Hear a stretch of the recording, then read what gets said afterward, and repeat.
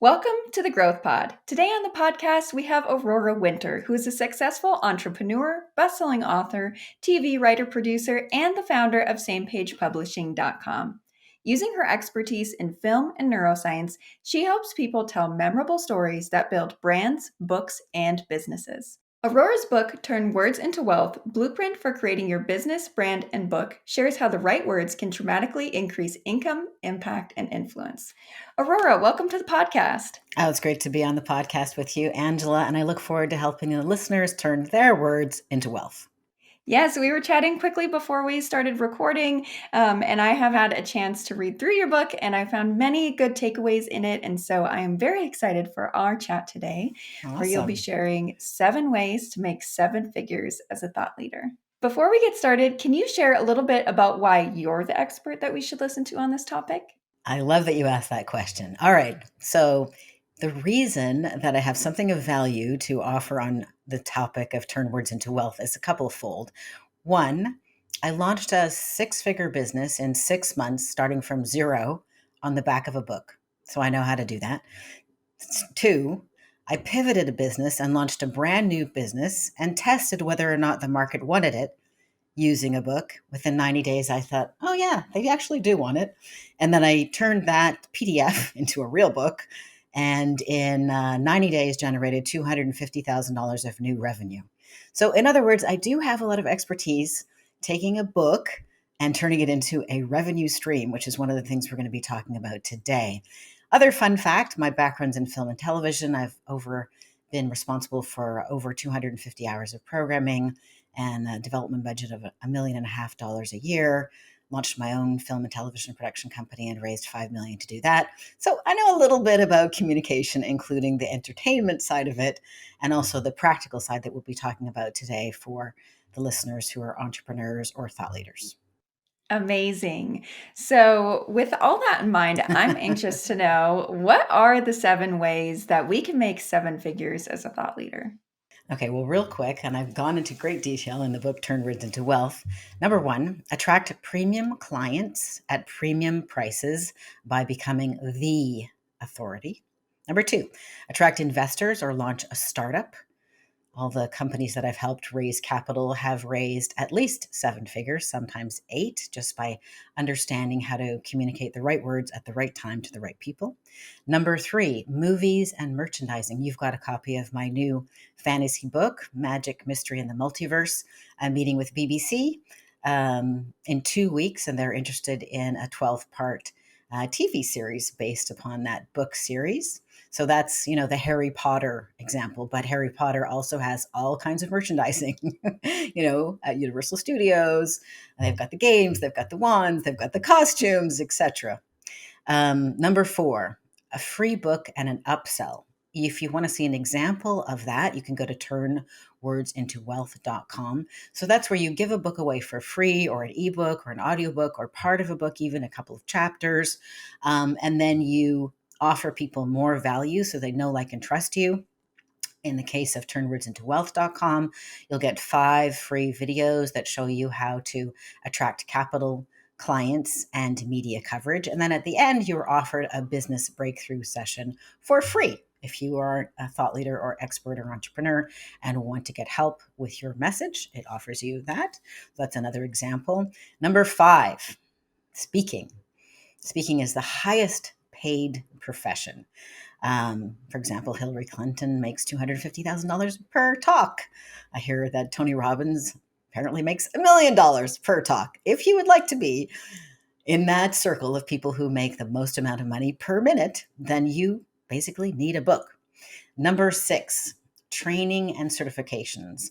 I used a book as a lead magnet for a company called Grief Coach Academy. And the book very effectively identified people who might like to learn more. So, training and certifications. And number 7, my all-time favorite, is the evergreen bestseller.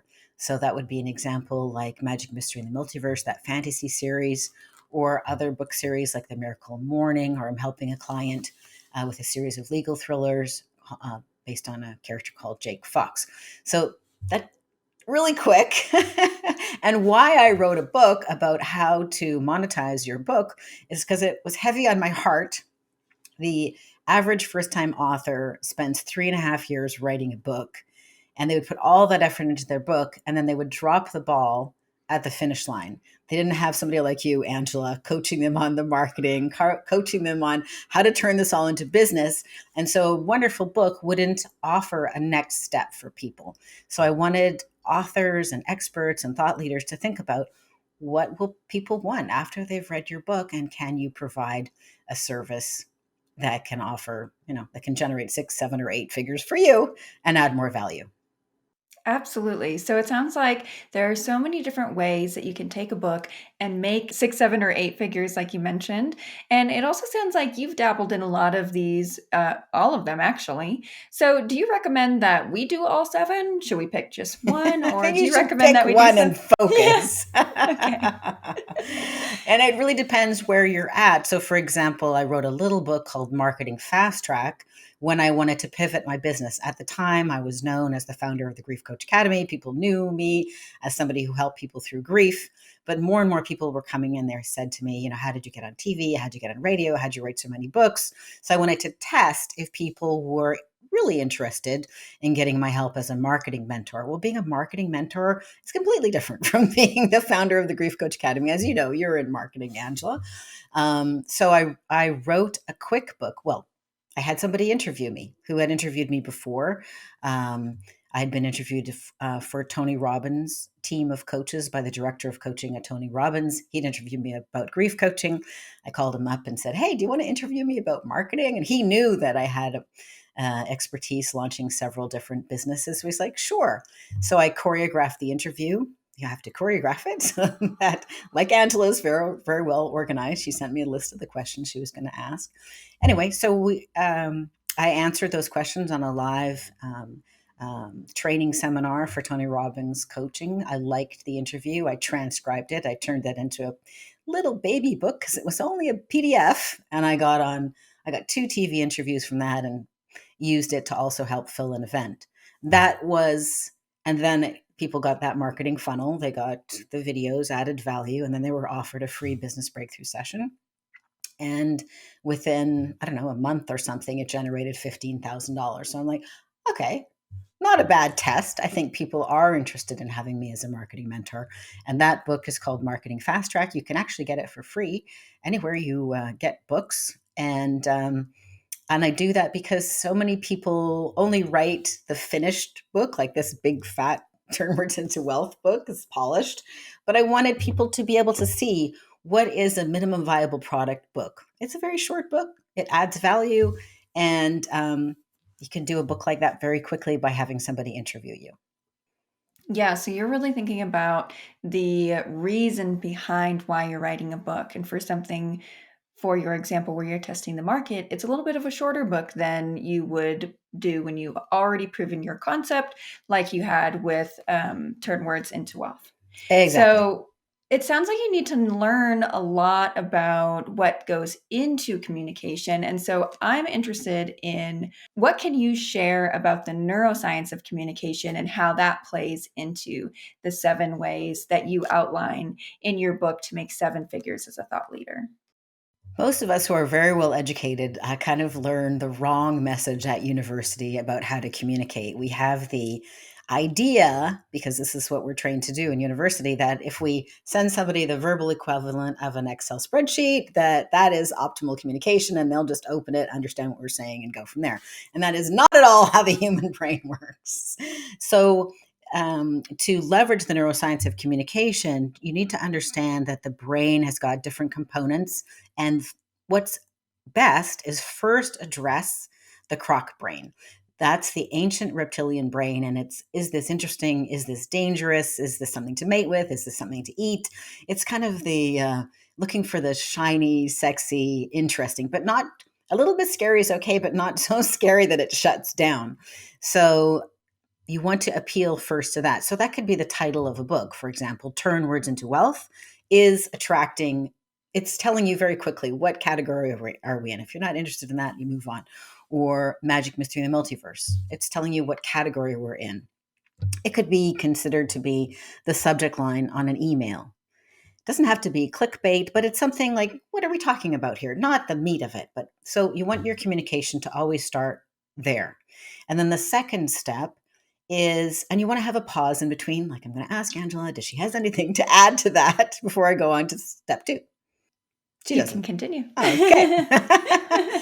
So step two appeals to the midbrain.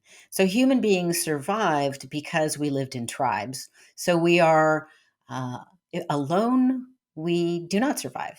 So we're very vigilant about social status and messages of connection. So, for example, being on this podcast is social proof that Angela thinks I am worth talking to, and social proof that I think Angela is worth talking to. So, what can you offer in the next little soundbite that will reassure your listener that other people just like them think that this topic is worth exploring? So, for example, Turn Words into Wealth, you see, like on the cover, it's got some award seals. It won Outstanding Nonfiction Book of the Year in its category, which is publishing. And what's this other one? It's got another award there. It won a bunch of awards, you see on the back. So that could be something to say right at the beginning of your talk. Or Magic, Mystery, and the Multiverse won a Reader's Choice Award. It also won the American Fiction Award. It's won a bunch of awards. So that's social proof. My first published book, From Heartbreak to Happiness, was endorsed by my hero, Dr. Wayne Dyer. So whatever you can say. Well, for example, I mentioned earlier that BBC has expressed interest in turning Magic, Mystery, and the Multiverse into a TV series. That's social proof. Somebody else that you've heard of, BBC, is interested. Okay, so that's step two in the neuroscience of communication. And then step three, now you can go ahead and talk to the cerebral cortex with your cerebral cortex, but keep it short. It's very expensive for the human brain to process taxing new information. It requires the use of a lot of fat. And we have been programmed to minimize that. So don't overtax with too long of a message. People can only really listen fully attentively for about 20 minutes, which is why TED Talks are 20 minutes or less. So communication is not speaking at length. Communication is when the message sent is the message received. I love that. I think that there were so many good takeaways in what you just said, from making sure that you're stepping through the brain from the reptilian brain to the midbrain all the way to the cerebral cortex. And also, I loved your point about communication is when the message sent is the message received. I think a lot of people can become overwhelmed thinking about the most effective ways to communicate, when at the end of the day, if you are communicating a message in a way that it's received, you've done your job. Exactly right. And a common mistake that people make is because they're so deep into their expertise. Like in your case, Angela, you have expertise in marketing. So you can anticipate 14 steps down what you need to do in marketing. It's a mistake to talk about step 12, 13, and 14. You need to back it up and first talk about step one, two, and three, which is meeting the audience where they're listening. Yeah, that's something that I've recently, well, in the past year, started incorporating with my conversations with clients, is giving the context behind the actions that we're taking and bringing them up to speed on everything. I definitely fell into the trap where I would just get into the nitty gritty and get too far down the rabbit hole. And so when I started bringing it back up to that surface level, this is why we're going to do this. This is what we're going to do, and this is how we're going to do it. People started understanding the power of marketing a lot more. Exactly right. And what you did there is another key thing to do with neuroscience, which all the listeners can do, is framing. So when you set up expectations and get a buy-in of what you're going to do, that's also very powerful because then the other person can relax. They know where this is going and they've agreed to it. So for example, before you started recording, you're like, here's how this podcast is going to go. We're going to shoot for this length of time. And at the end, don't hang up because I need you to stay on. Like that was framing. How can you frame whatever you're doing? Because that really helps the listener relax and know I'm in safe hands. I know what's going to happen. And framing is very decisive, which is another valuable thing about being an author. The root of the word authority is author. So when you show up and you are the author, you are the expert in that topic. And that changes the result of the meeting. Yes, absolutely. So you just said when you are the author, you are the authority of the topic. I'm interested when you are using the 7 ways to make 7 figures and you're leveraging this authority from being an author, which of the 7 is your favorite? You've dabbled in so many. And why is that? Mm. It's hard to say which is the favorite because it's like saying, well, if you have a workshop, which tool is your favorite? It depends what you're trying to do, right? I like a saw for certain things, a hammer for something else, a screwdriver for something else. I mean, right now I'm excited to see if I can turn Magic Mystery and the Multiverse into a TV series. I've got a background in film and television. I'm an award-winning screenwriter, so that's pretty compelling to me. But that's not the first step for all of the listeners, right? So if you're at the stage where you're not sure if your idea is something the market wants, then do a little book like Marketing Fast Track. Do a quick book, test the market, see if do a minimum viable product, as we say in Silicon Valley, right? And see if the book can prove your concept is a dud or a winner. And then if you already have a thriving business, it's already working, you're already making 6, 7, or 8 figures in your business, then write a book that will help you attract people worldwide. Maybe you can do the free book giveaway, or maybe you can take advantage. Amazon is actually the number 3 search engine.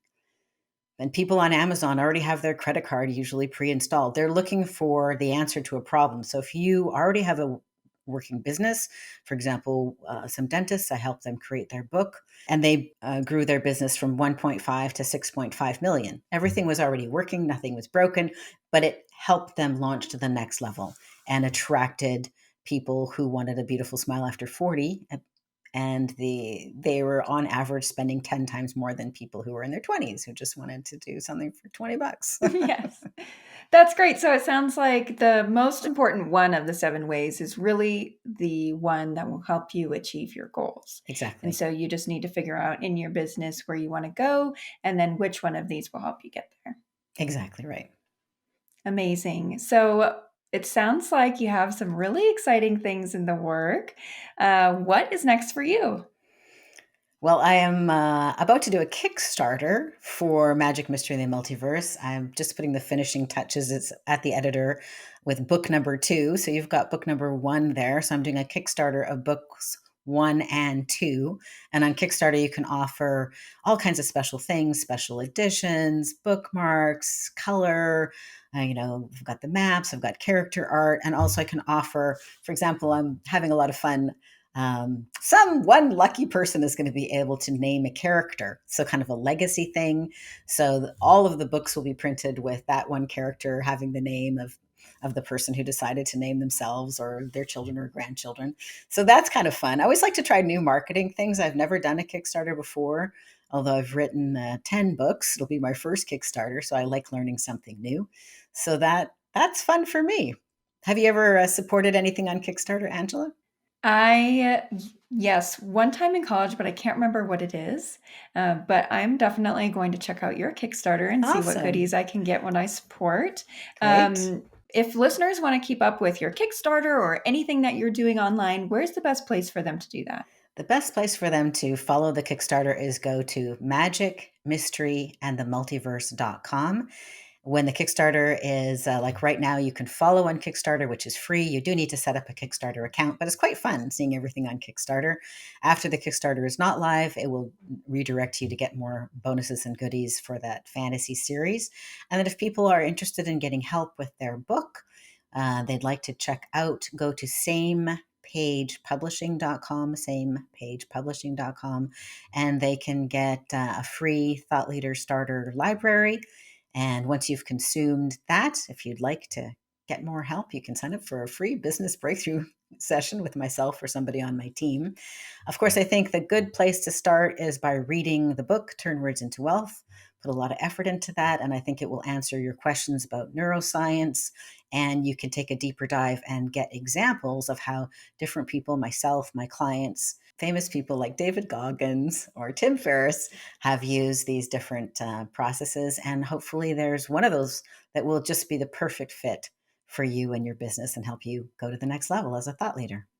Yes, we've just barely skimmed the surface in our conversation today. So, the book and all of the other links that you just mentioned will be listed in the show notes. So, if you're listening at home and something that Aurora said sparked your curiosity, it will all be there for you. Thank you so much, Aurora, for joining us today. I really enjoyed our conversation, and I know our audience did as well. Thank you, Angela. Hey, Angela here. My new book just came out and I want you to have it for free. The book is called Your Marketing Ecosystem: How Brands Can Market Less and Sell More. In the book, I break down the exact system I use to help my clients significantly reduce acquisition costs, improve their ad efficiency, find new high growth marketing channels, and most importantly, create profitable marketing strategies. So, if you're a small business owner looking to cut through the noise and invest in high impact marketing channels, or a medium to large organization who wants to understand why your marketing is underperforming and how you can create a profitable marketing strategy, this book is for you. The strategies in this book have changed the profitability of my clients' marketing strategies, and I know they can do the same for you. To start implementing them in your business today for free, visit yourbrandevolved.com/free book. When you get the book, you're not only getting the exact roadmap that I use to create profitable ecosystems, but you're also getting access to the resource portal that I've put together as an exclusive gift for readers of the book. The portal has swipe files, tool and tech recommendations, and other resources designed to help you create a profitable marketing strategy. There's absolutely no cost for those resources. You get access to them when you get the book. So what are you waiting for? Visit yourbrandevolved.com/free book and get your copy today for free.